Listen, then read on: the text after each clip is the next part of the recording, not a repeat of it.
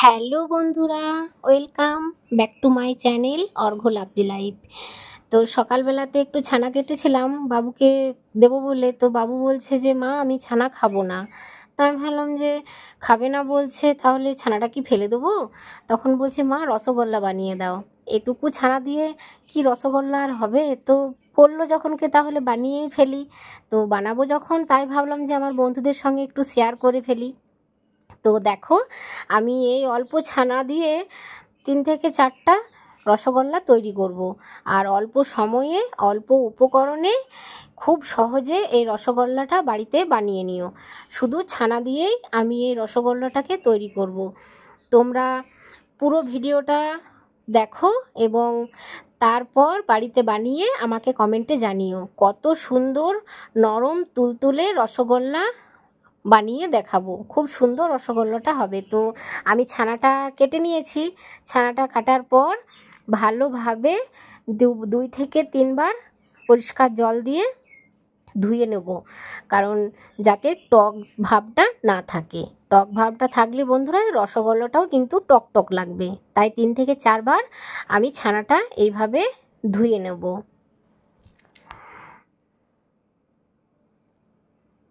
তো আমার ওই অল্পখানি ছানা হয়েছে। এই অল্প কটায় না হবে বন্ধুরা? তো যটাই হোক, দেখো চলো এইটুকু দিয়েই বানিয়ে ফেলি।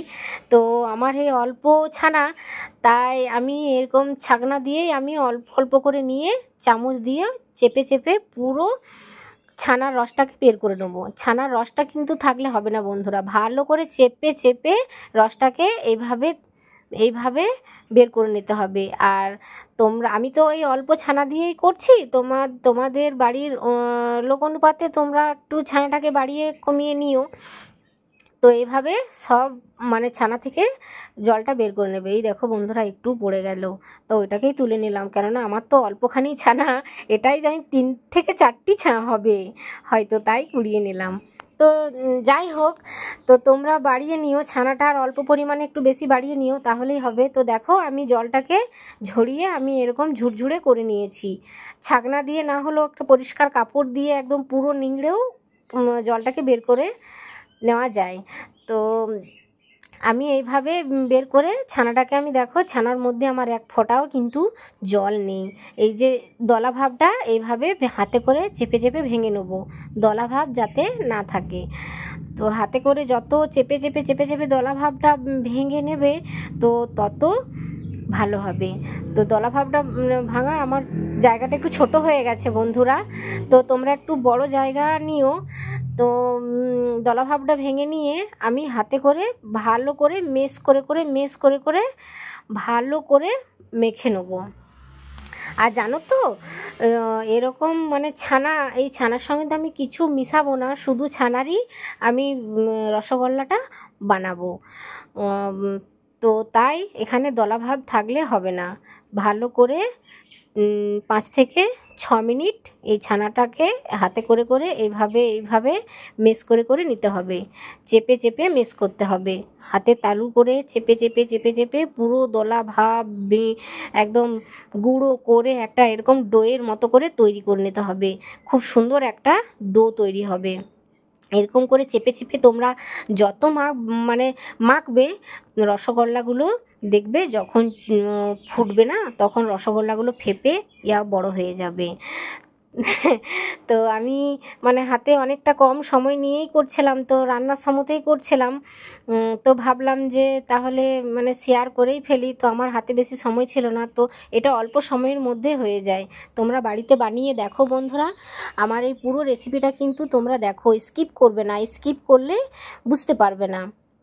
বানিয়ে বাড়িতে তারপর আমাকে কমেন্টে জানিও কেমন হয়েছে। যেমন সুন্দর হবে আর সেরকম নরম তুলতুলে সফট, খুব সুন্দর খেতে লাগবে। তো ওরকম করে দেখো আমি ডো বানিয়ে এরকম করে 4টি রসগোল্লা আমার হয়েছে। ওরকম করে ছোট ছোট 4টি লেচি কেটে আমি এরকম করে হালকা হাত দিয়ে গোল করে নেব। বেশি চাপ দেবে না, বেশি চাপ দিলে রসগোল্লাটা ফেটে যাবে, কারণ এটাতে কিছু মিশানো নেই, শুধু ছানার হচ্ছে, তাই হালকা হাতে এভাবে গোল করে নিতে হবে। 4টি রসগোল্লা আমার হয়েছে। তো কে খাবে কে না না না খাবে। তো যাই হোক, 4টি হয়েছে, 4টি ছেলেগুলো তো খাবে। তো চলো এরপর আমরা চিনির সিরাটা করে নেব। তো আমি চুলোটা ধরিয়ে একটা ছোট্ট পাত্রে জল দিয়ে দেবো। আমি চিনিটা আগে থাকতে জানো তো বন্ধুরা, আমি একটু জল দিয়ে গলিয়ে নিয়েছিলাম, কেননা হাতে তো আমার বেশি সময় ছিল না, কম সময় ছিল হাতে, তো যাতে মানে গরম জলটার মধ্যে দেওয়ার মাত্র কি যাতে চিনিগুলো গলে যায়, ওই জন্য আমি একটু আগে থাকতে জলটা দিয়ে রেখেছিলাম চিনির মধ্যে। তো দেখো, আমি কিন্তু এই রসগোল্লাগুলো অনেকে, কেউ কেউ সাদা সাদা পছন্দ করে, কেউ নলেন গুড়ের মধ্যে মানে মিষ্টি দিয়ে মানে লাল লাল একটু পছন্দ করে। তো আমার কাছে তো আমার হাতের সামনে গুড় ছিল না, তাই আমি দিতে পারলাম না। তো আমি এই চিনির রসটাকে একটু লাল লাল করে মানে রসগোল্লাটা একটু লাল লাল টাইপেরই করব। তো তোমরা চাইলে এটাকে সাদা করতেও পারো, যার যেমন একটু পছন্দ। তো যতক্ষণ না চিনির শিরাটা মানে জলের সঙ্গে মানে চিনিটা গলে যাবে, ততক্ষণ এভাবে নাড়তে থাকতে হবে। আর ফাটিয়ে রাখা 2টো এলাচ আমি দিয়ে দেবো। এলাচ দিলে গন্ধটা খুব সুন্দর বেরোয়। তো এলাচের গন্ধ অনেকে নিতে পারে, আবার অনেকে নিতে পারে না। তো যারা এলাচের গন্ধ নিতে পারো না, তারা এলাচটা না দিতেও পারো, স্কিপ করে যেতেও পারো। তো আমার এখানে এলাচের গন্ধ খুব ভালো লাগে, তাই আমি এলাচটা দিয়ে দিলাম। দেখো আমার জলটা ফুটে এসেছে, চিনিটা ভালোভাবে গলে গেছে। তাই আমি এরপর মিষ্টিগুলো একটা একটা করে এই চিনির রসের মধ্যে ছেড়ে দেবো। তো যা একটা কথা বলি বন্ধুরা, আমি একটু লাল লাল করব বলে আমি চিনির জলটা একটু কম দিয়েছি, যাতে ফুটে ফুটে একটু লাল হয়। আর তোমরা যদি এই রসগোল্লাটা সাদা করতে চাও, তাহলে জলটা বাড়িয়ে নিও।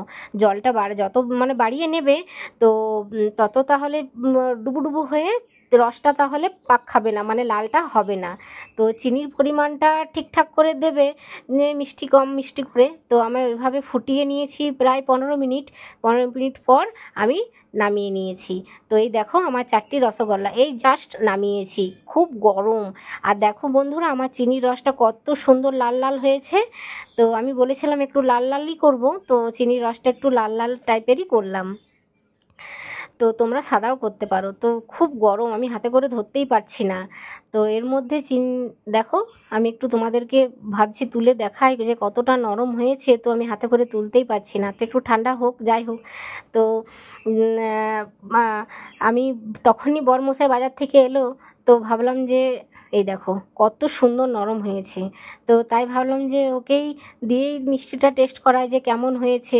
মানে একটু গরম ছিল, তো রসে দেওয়ার মাত্র কি তো দিলে হবে না, কারণ মিষ্টিগুলো তো ভেতরে রসটা ঢুকবে না, কিছুক্ষণ ভিজলে তবেই তো রসটা ঢুকবে। তো আমি জাস্ট নামিয়ে বর চলে এলো, তাই বললাম যে তুমি না রস ঢুকেনি সেটাই খেয়ে নাও, দিয়ে বলো কেমন হয়েছে। তো রসটা একটু ওকে দিয়ে দেবো, যাতে একটু রসটা মানে মিষ্টি মিষ্টি ভাবটা লাগে, আর ওই দুটো রসে একটু ভিজুক। তো যাই হোক, যতটাই ভিজেছে তো ততটুকুই খাইয়ে দেখাবো কেমন হয়েছে মিষ্টিটা।